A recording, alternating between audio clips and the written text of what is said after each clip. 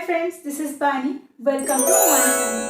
আচ্ছা তোমরা কি কখনো এই প্রবলেম ফেস করেছো যে বর্ষাকালে বৃষ্টি হচ্ছে অথবা আকাশে কালো মেঘ করেছে, বিদ্যুৎ চমকাচ্ছে, এই সমস্ত সেন্টেন্সগুলো আমরা কিভাবে বলবো? অথবা রাস্তার মধ্যে জল জমেছে, রাস্তার মধ্যে কিচড় হয়ে গেছে, এই ধরনের সেন্টেন্স আমরা ইংরেজিতে কি করে বলবো? আমার জামা পুরো ভিজে গেছে বৃষ্টিতে, আমি বৃষ্টিতে আটকে গেছি, এই ধরনের সেন্টেন্স আমরা কি করে বলবো? যেগুলো আমরা প্রতিদিন ইংরেজিতে বলতে চাই কিন্তু আটকে যায়, কারণ আমরা জানি না যে ইংরেজিতে ঠিক এটাকে কি বলে। তো আর চিন্তা না করে চলো শুরু করি আজকের ভিডিও। বন্ধুরা, চ্যানেলকে কিন্তু সাবস্ক্রাইব করতে ভুলে যেও না, কারণ তোমরা চ্যানেলকে সাবস্ক্রাইব করলে আমি যখনই ভিডিও বার করব তোমাদের কাছে সেই নোটিফিকেশনটা পৌঁছে যাবে। আর কিছু গ্রামারের ভিডিও নিয়েও আমি আসতে শুরু করেছি, তো তোমরা ঘরে বসে খুব সহজেই ইংরেজি শিখে যাবে। তো আর দেরি না করে চলো শুরু করি আজকের video.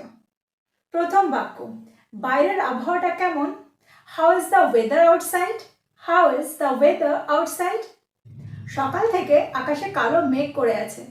There is deep black clouds in the sky since morning. There is deep black clouds in the sky since morning. অথবা আমরা যদি বলতে চাই কালো মেঘে আকাশ ভরে গেছে, তাহলে সেটা কিভাবে বলবো? Rain clouds are massing in the sky. Rain clouds are massing in the sky. মনে হচ্ছে বৃষ্টি হবে। It's likely to rain today. It's likely to rain today. আমি বৃষ্টির একটা ফোঁটা অনুভব করলাম আমার হাতের উপর। I felt a drop of rain on my hand. ফোঁটা ফোঁটা বৃষ্টি হচ্ছে। It's spitting a little. It's spitting a little. গুড়ি গুড়ি বৃষ্টি হচ্ছে। It's drizzling. It's drizzling. অর্থাৎ it is drizzling.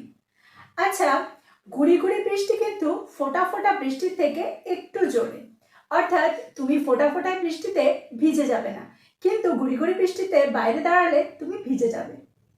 বাইরে বৃষ্টি হচ্ছে। It's raining outside. It's raining outside. খুব বৃষ্টি হচ্ছে। It's pouring down. It's pouring down. অথবা আমরা বলতে পারি It's pouring. It's pouring. অথবা আমরা এটাও বলতে পারি It's raining heavily. It's raining heavily. যখন অতিরিক্ত বৃষ্টি হচ্ছে, অর্থাৎ প্রচণ্ড বৃষ্টি হচ্ছে, তখন আমরা ইংরেজিতে কি বলবো? It's raining cats and dog. It's raining cats and dog. এটা একটা idiom.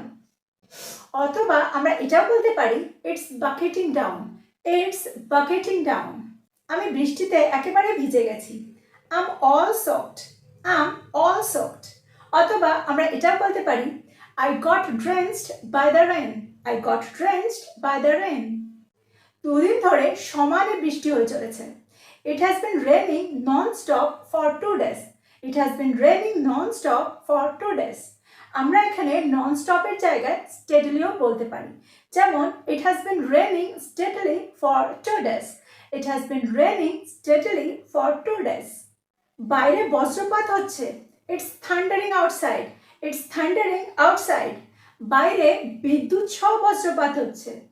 It's lightning outside. It's lightning outside. আমি বৃষ্টিতে আটকে গেছি। I got caught in the rain. I got caught in the rain. সারা রাত বৃষ্টি হয়েছিল। It rained all night. It rained all night. রাস্তায় জল জমে গেছে।